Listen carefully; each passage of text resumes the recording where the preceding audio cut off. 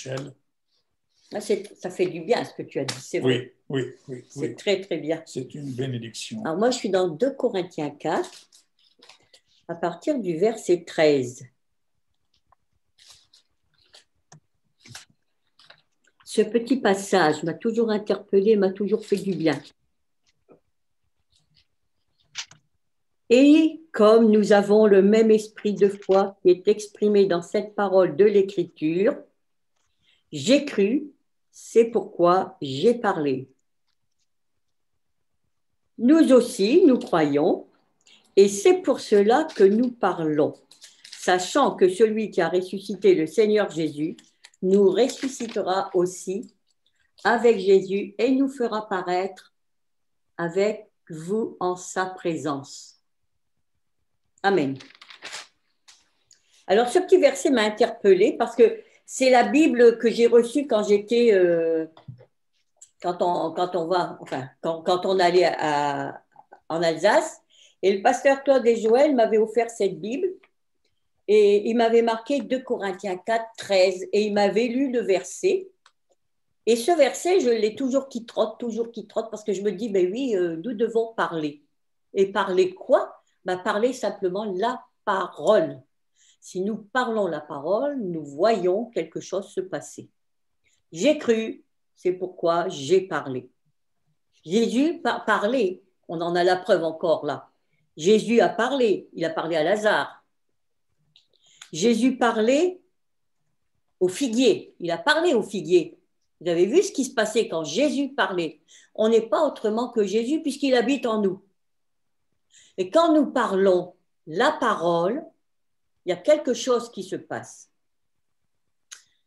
Jésus parlait à la montagne.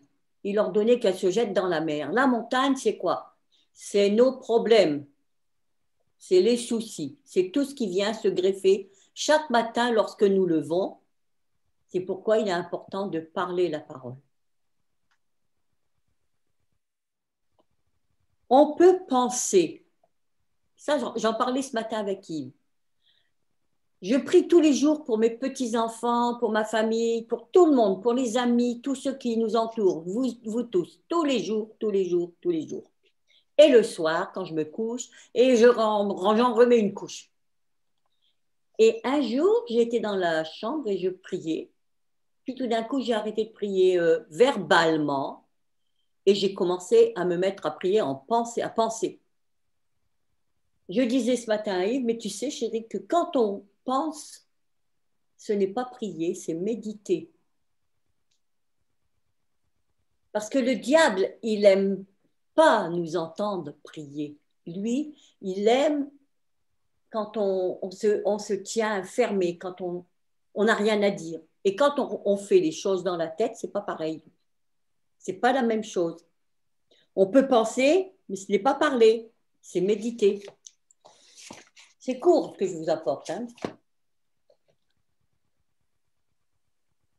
Jésus parlait dans le désert. Il a parlé au diable.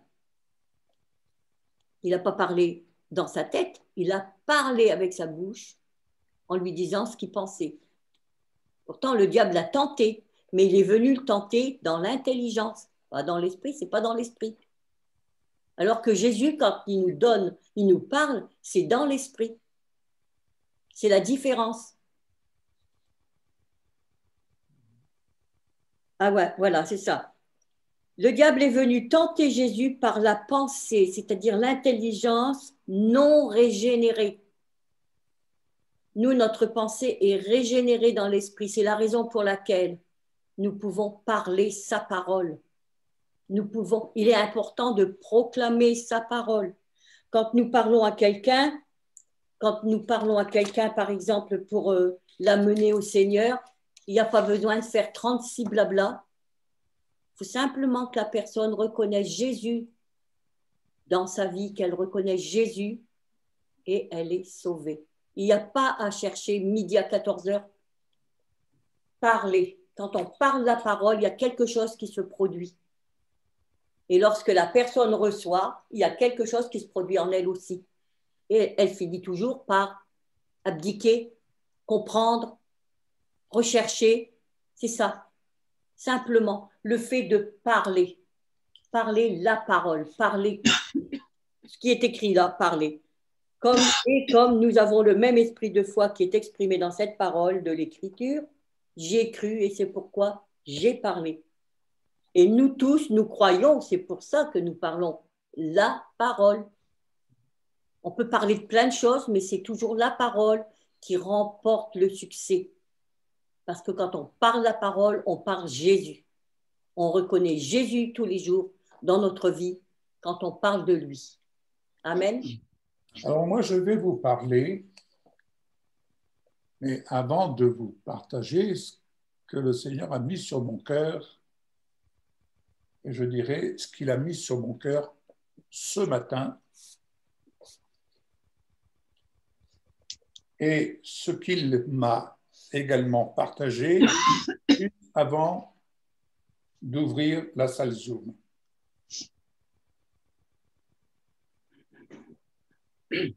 Il nous est dit dans la parole, et je cite dans l'évangile de Matthieu, chapitre 4, verset 4, c'est Jésus qui parle, il est écrit, l'homme ne vivra pas de pain seulement, mais de toute parole qui sort de la bouche de Dieu.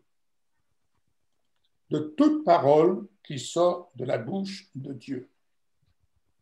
Vous connaissez l'histoire de la multiplication des pains. Vous n'êtes pas sans vous rappeler que lors de la multiplication des pains, les disciples ont ramassé les morceaux qui restaient. Et il y avait encore de quoi nourrir. Eh bien, ce matin, le Seigneur m'a interpellé en me disant, tu vois, lorsque chacun exprime ce qu'il reçoit du Seigneur, que ce soit d'une façon terrestre ou d'une façon spirituelle, comme l'a si bien décrit Valérie, là-dedans, il y a de quoi ramasser le reste du pain qui, pourrait-on dire, tombe à terre. Vendredi, oui, j'ai bien dit vendredi soir, notre sœur Luciana nous a partagé son vécu. Et elle demandait quelle est l'interprétation que nous pouvions donner. Soyons vrais, nous avons tenté de donner une explication à chaud. Mais ce matin, le Seigneur m'a donné l'interprétation. L'interprétation, parce que c'est quelque chose qui m'a interpellé. Alors, j'ai ramassé en quelque sorte les morceaux de pain qui restaient de ce témoignage, et à partir de ces restes, eh bien, voici ce que j'ai reçu et ce que je peux vous partager. Mais pour ce faire, allons ensemble dans l'évangile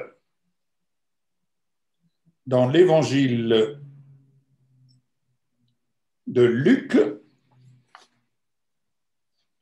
au chapitre 24, à partir du verset 13. Nous allons lire ce passage que vous connaissez. Et vous allez comprendre pourquoi. Je lis dans la version seconde.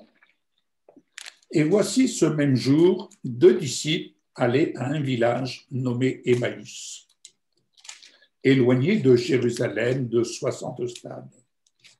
Et ils s'entretenaient de tout ce qui s'était passé. Pendant qu'ils parlaient et discutaient, Jésus s'approcha et fit route avec eux. Mais leurs yeux étaient empêchés de le reconnaître. Il leur dit, « De quoi vous entretenez-vous en marchant ?» Et ils s'arrêtèrent, l'air attristé.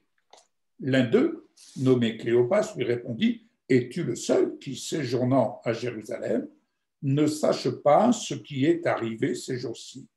« Quoi, leur dit-il ?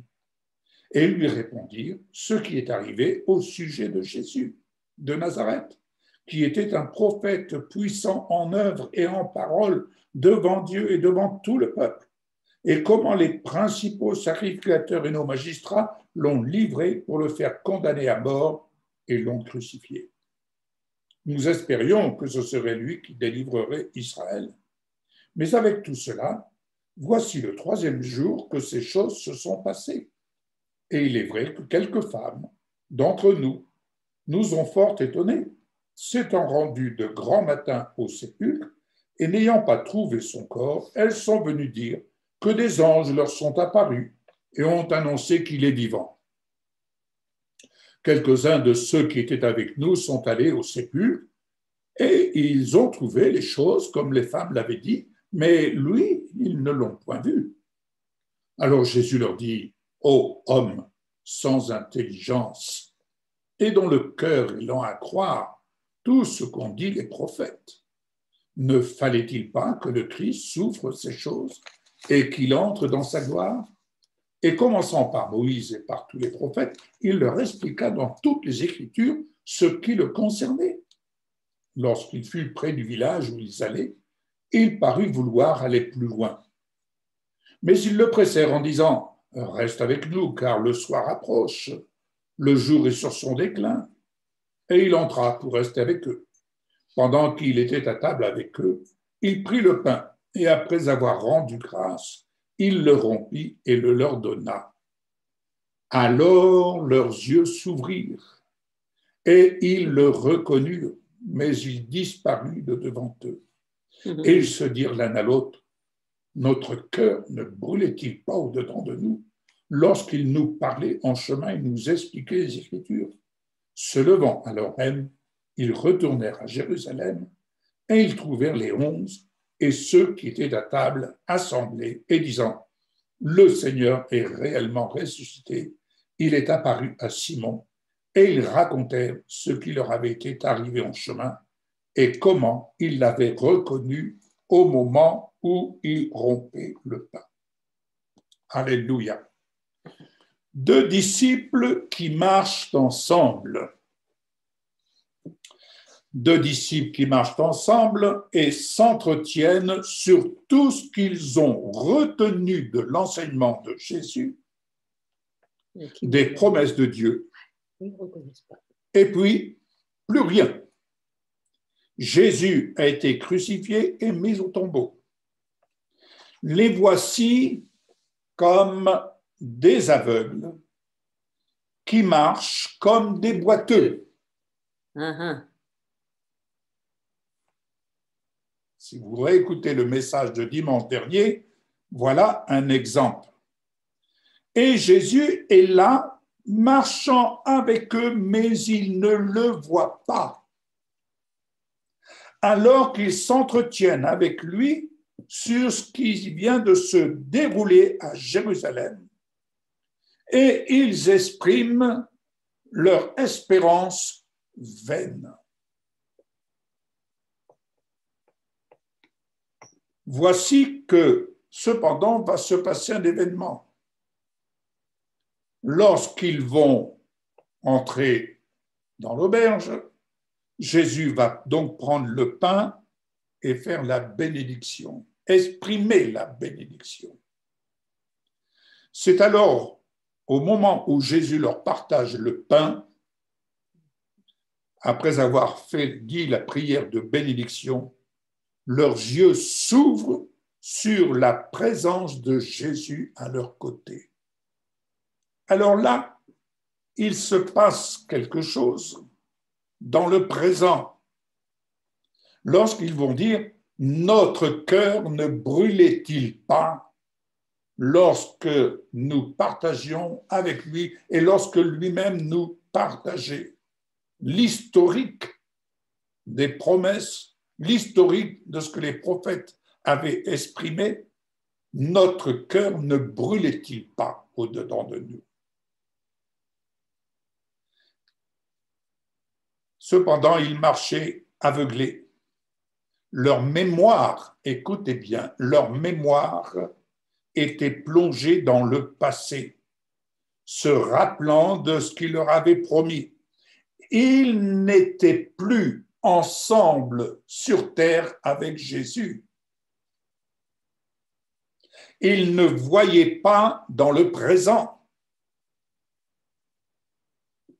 Le présent, ensemble avec Jésus, se vit par la foi. Rappelez-vous,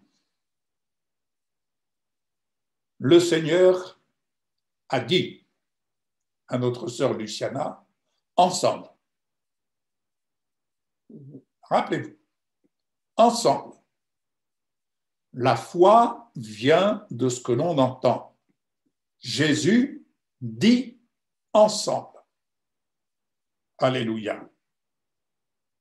Le présent s'appuie sur ce que tu crois, et ce que tu crois, c'est ce que tu dis.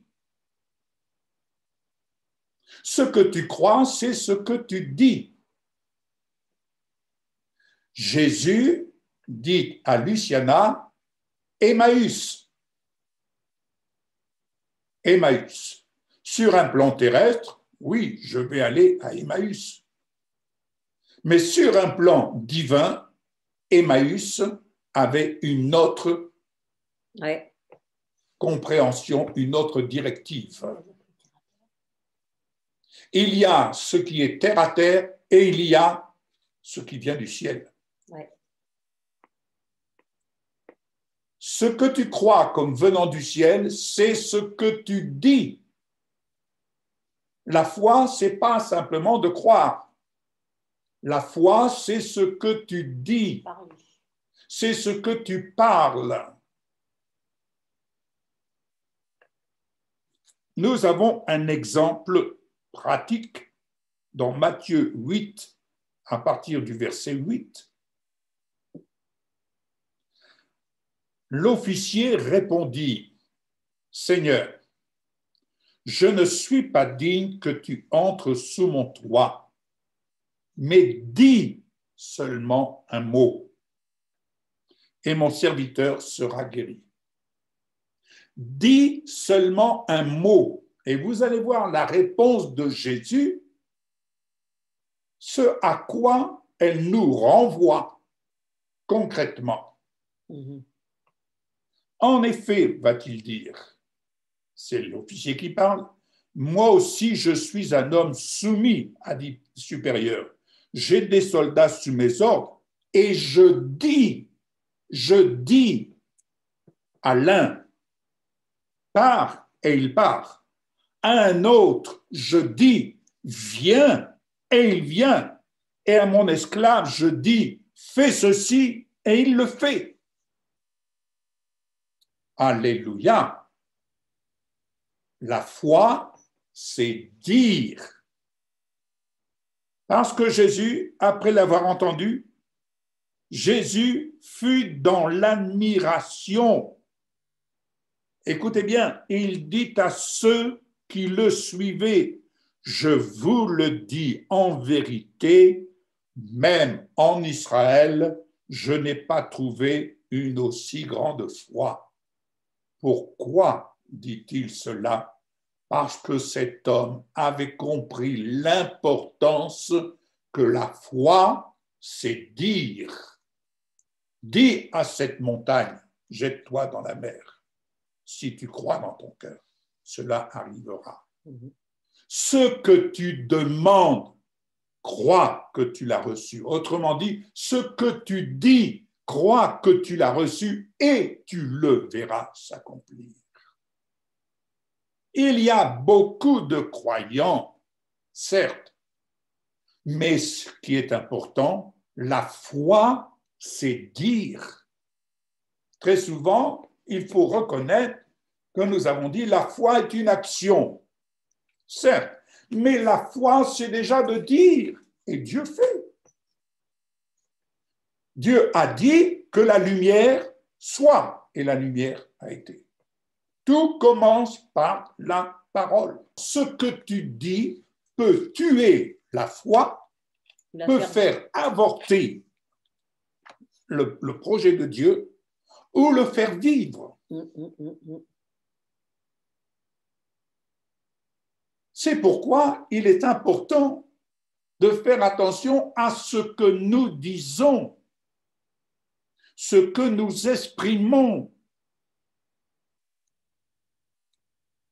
Parce que la foi, pourquoi Jésus dit-il cela de cet homme? Parce que la foi de cet homme ne reposait pas sur le fait de croire en voyant Jésus venir vers lui, mais sur ce qu'il dit, sur sa parole vivante et créatrice. Dis un seul mot et mon serviteur sera guéri. Ainsi, Luciana entend ensemble. Elle entend Emmaüs. Elle entend va maintenant. Elle a tout simplement suivi les instructions. Je vous parle sur un plan spirituel. Je laisse le côté terrestre. D'accord? Je vous parle sur un plan divin. Si vous préférez, j'ai ramassé ces morceaux de pain et de ces morceaux de pain, le Seigneur est venu me nourrir de cela et je vous partage ces morceaux de pain. Ces morceaux de pain, c'est... Ces morceaux de pain, c'est ce qui vient d'en haut. Ensemble, vous allez comprendre. Emmaüs, Jésus dit, va maintenant, et Jésus dit, ensemble. Que se passe-t-il? Il va se manifester conformément à ce qu'il dit. Luciana va se retrouver en présence de Jésus à ses côtés. Et c'est pourquoi, quand Jésus dit ensemble, ensemble, si tu dis, si tu demandes, ensemble, crois que tu l'as reçu et tu le verras s'accomplir. Alléluia. Écoutez bien, quand on dit ensemble, ce que cela veut dire. Éphésiens 2, versets 4 à 7. Mais Dieu est riche en compassion à cause du grand amour dont il nous a aimés. Nous qui étions morts en raison de nos fautes, il nous a rendus à la vie avec Christ. Il nous a rendus à la vie ensemble avec Christ. C'est par grâce que vous êtes sauvés. Il nous a ressuscités et fait asseoir avec lui dans les lieux célestes en Jésus-Christ.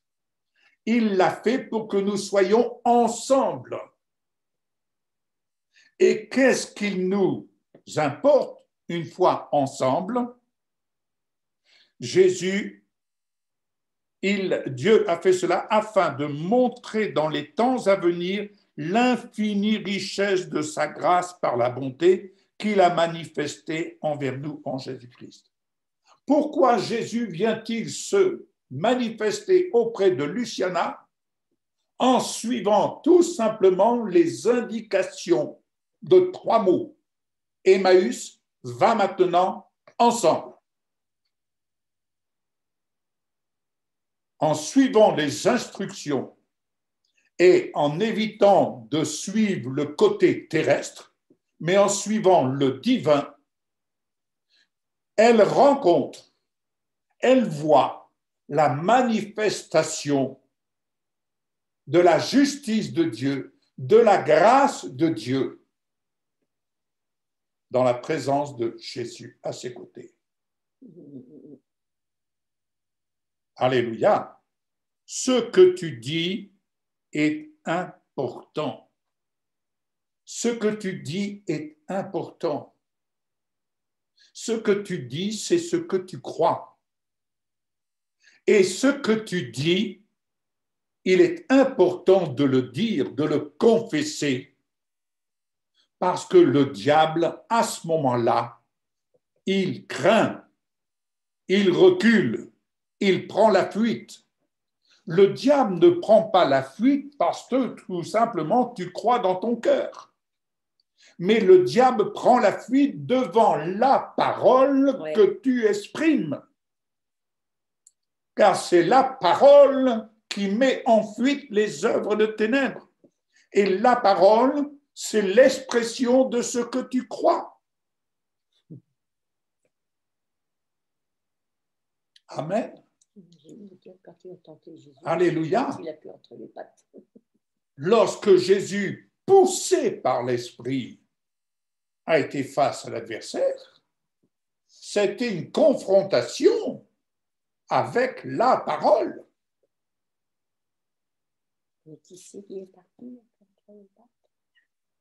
Si tu veux voir le diable fuir devant toi, il fuira devant la parole à laquelle tu t'attaches et à laquelle ton cœur s'attache. Alléluia. Ainsi, tu es invité à te fortifier.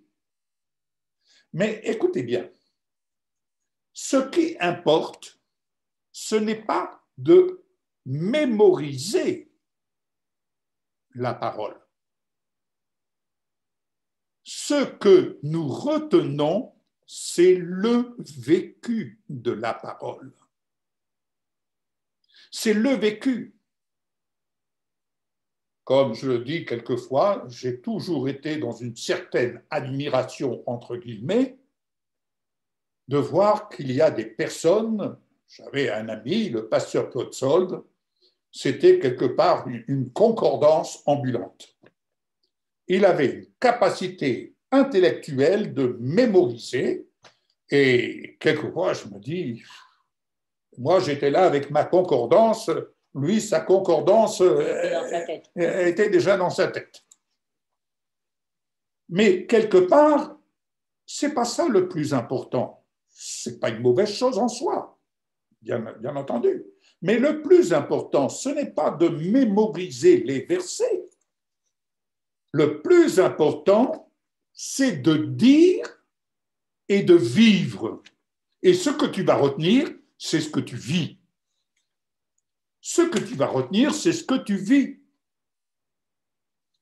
Je vais vous donner une illustration. Lorsque,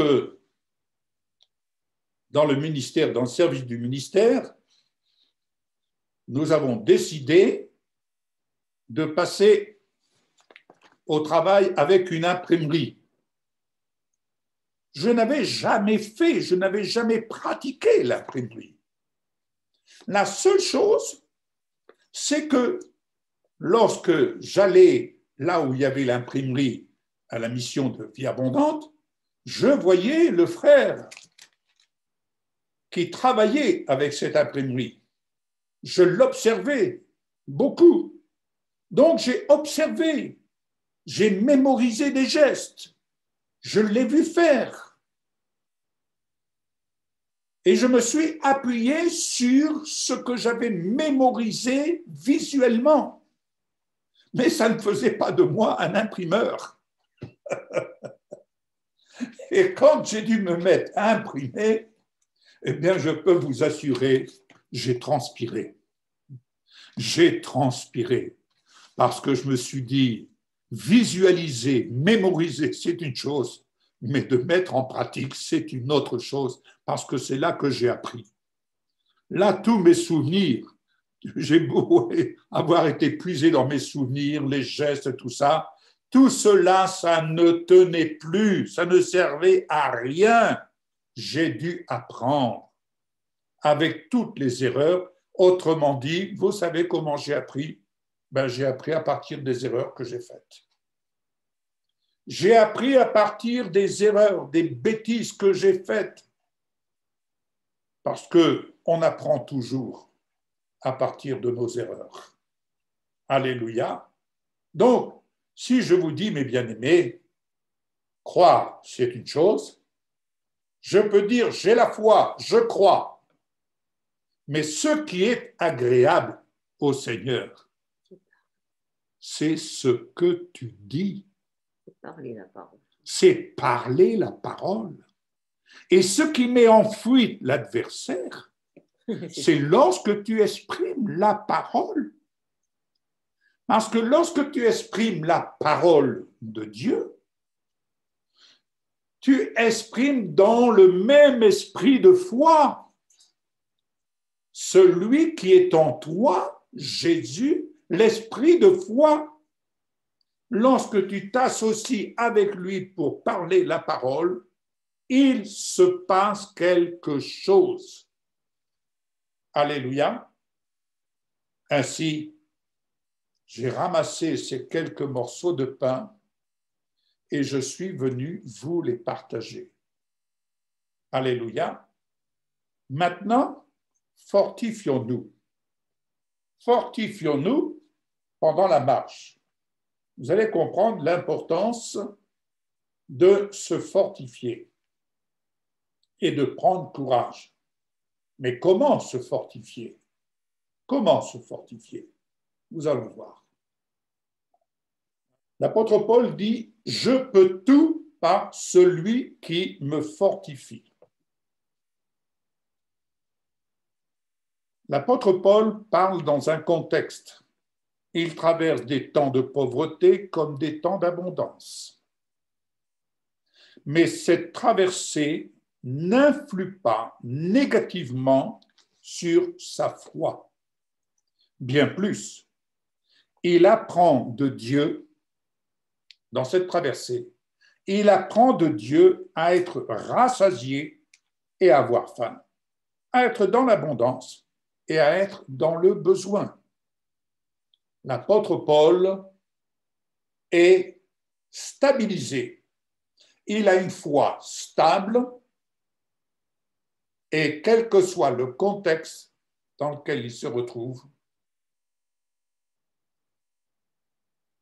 il reste confiant. Nous sommes dans Philippiens 4, versets 11 à 13. Il va dire ceci, « Ce n'est pas à cause de mes besoins que je dis cela, car il dit, j'ai appris de toutes circonstances, Paul dit, j'ai appris à être satisfait de ma situation. J'ai appris à vivre dans la pauvreté. J'ai appris à vivre dans l'abondance.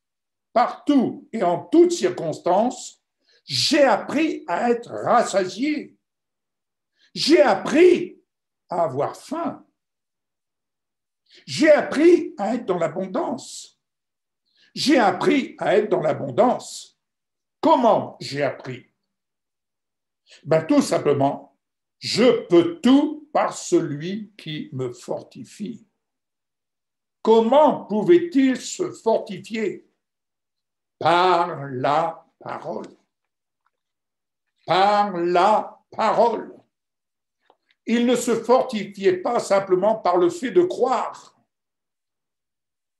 Par le fait de croire. J'en reviens avec ce que Valérie nous expliquait, Marthe et Marie. Il y en avait une avec Marthe, dans le terrestre, elle ne trouvait pas mesure à se fortifier. Alors que d'un autre côté, Marie, elle se fortifiait dans la parole, en écoutant la parole. Tu fortifies le divin, mais le terrestre ne sera jamais fortifié. Alléluia. Dans tout cela, donc, Paul nous livre de qui il dépend et qui le fortifie. Jésus, dans l'évangile de Jean, chapitre 15, verset 5, écoutez bien. « Je suis le cep et vous êtes les sarments. Celui qui demeure en moi et en qui je demeure porte beaucoup de fruits, car sans moi, vous ne pouvez rien faire. Voilà la différence. Voilà la différence entre le terrestre et le céleste. Voilà la différence entre le terrestre et le divin. Jésus demeure en toi et toi, tu demeures en lui. Alors, en toutes circonstances, tu portes du fruit. Et le fruit que tu portes, c'est ce que tu dis. Comme Dieu a dit, que la lumière soit, et la lumière fut. Lorsque tu dis à cette montagne, que cette montagne se jette dans la mer, si tu crois dans ton cœur, cela arrivera. Ce que tu dis arrivera. Quel que soit le problème auquel tu es confronté, n'oublie jamais ce que tu dis face au problème. Ce que tu dis est important. Soit ce que tu dis va fortifier le problème, soit ce que tu dis va fortifier le divin, et fortifier le divin, c'est fortifier la foi, c'est fortifier l'autorité. Tu dis et la chose arrive. Celui qui affirme demeurer en Christ, si tu affirmes demeurer en Christ, tu dois aussi vivre comme lui-même a vécu. La foi, ce n'est pas une illusion. Marie était consciente de sa position avec le Seigneur. Elle savait d'où il était venu la tirer. Marie était consciente de la grâce qui lui avait été témoignée, de la justice de Dieu qui s'était manifestée à son égard, de la faveur de Dieu. Elle en était pleinement consciente et elle se tenait inlassablement au pied de sa parole. Elle se tenait au pied de sa parole. Elle ne se satisfaisait pas de mémoriser la parole pour avoir, excusez l'expression, une grosse tête. Non. On peut réciter mécaniquement tous les versets de la Bible, mais ce qui demeure véritable, c'est ce que tu vis comme Christ lui-même a vécu. C'est ce que tu apprends à vivre, pas avec ta tête, mais avec le cœur. Intellectuel, mais avec le cœur. Avec le cœur. Ouais. Ah ouais. Alléluia. C'est de lui que le croyant, l'homme intérieur, tire sa force en toutes circonstances par l'Esprit de Dieu qui habite en lui, pour agir ensemble avec lui. Né de la promesse, le juste vivant par la foi a le cœur rassuré. Comment peux-tu avoir le cœur rassuré si ce n'est que lorsque tu confesses la parole? Dis un seul mot. Cet officier avait le cœur rassuré. Il savait ce que c'était que de donner un ordre. On parle souvent de l'autorité, certes, ce qui est vrai, mais cet officier savait ce que c'était que de donner, que de dire à quelqu'un comme lui-même le faisait, va, et il va, viens, et il vient, fais, et il le fait. Dites voir, ne sommes-nous pas des fils de roi? Jésus n'a-t-il pas fait de nous des rois? Est-ce qu'un roi fait ou est-ce qu'un roi donne des ordres?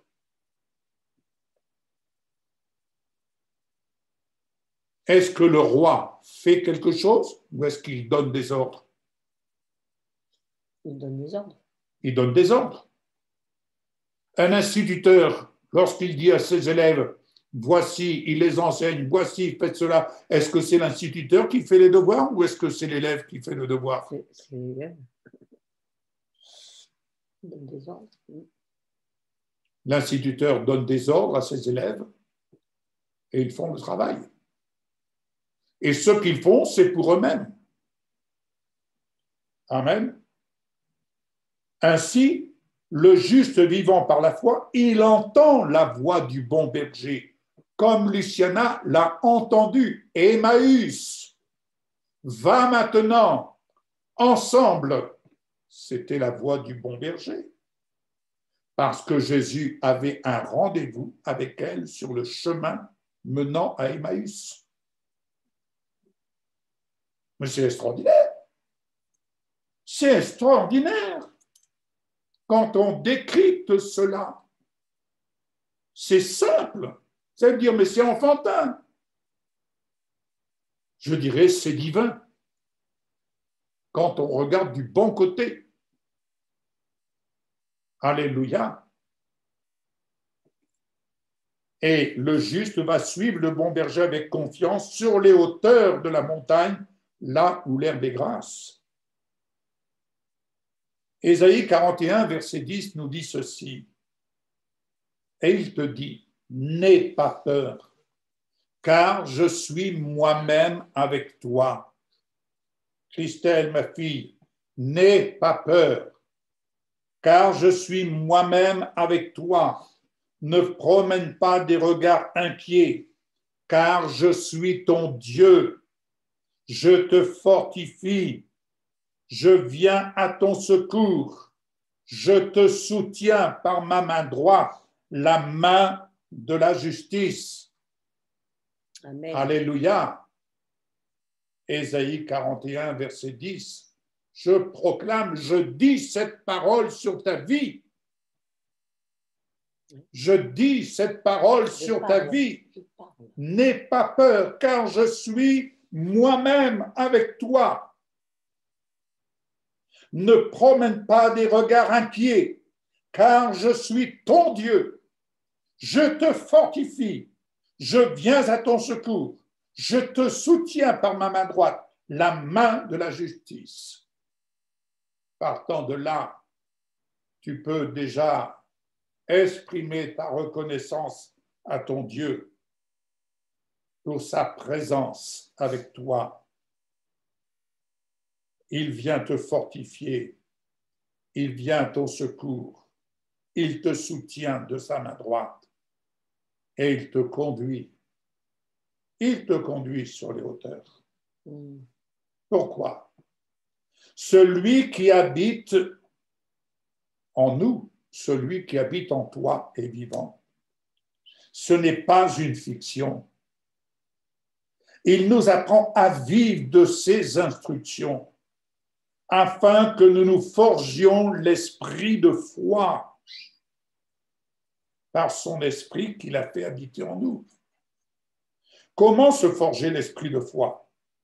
Comme Dieu a parlé, que la lumière soit et la lumière fut. Croire Dieu, c'est parler sa parole comme lui-même nous donne de parler au nom de Jésus-Christ. Et ce qui est agréable à Dieu, c'est justement la foi. Et la foi, c'est sa parole, c'est avoir foi dans sa parole. Je confesse, dis un seul mot. Ne t'ai-je pas ordonné? C'est Dieu qui te parle. Fortifie-toi et prends courage. Ne sois pas effrayé ni épouvanté, car l'Éternel, ton Dieu, est avec toi où que tu ailles. Josué 1, verset 9. De telles promesses, comment ne pas se les approprier? C'est là notre héritage. Et la foi exprime l'héritage qui nous a été donné pleinement en Jésus. Oui, je me fortifie, je prends bon courage par la parole. Car en conséquence de cela, il donne de la force à celui qui est fatigué. Il te donne de la force, Christelle. Il te donne de la force. Et il multiplie les ressources de celui qui est à bout. Il multiplie tes ressources énergétiques. Amen. Alléluia. Il multiplie les ressources énergétiques, non seulement pour toi, mais aussi pour l'enfant, cette petite fille que tu portes en ton sein. Ça, c'est la parole de la foi. C'est ça, parler la foi. Tu pourrais dire, je suis fatigué, je suis ceci, je suis cela. Ça, c'est pas cette foi qui va te relever. C'est pas cette foi, la foi qui te relève. Oh Seigneur, tu me donnes de la force. Tu multiplies tes ressources en moi. Alléluia. Oui, je me fortifie et je prends bon courage, car j'ai foi. Et je dis à moi-même, allez, Christelle, prends bon courage, fortifie-toi. Alléluia. Mais je m'adresse aussi aux autres. Je prends Christelle parce qu'elle a besoin d'entendre cela. Alléluia. Mais vous avez aussi besoin de l'entendre, bien-aimés.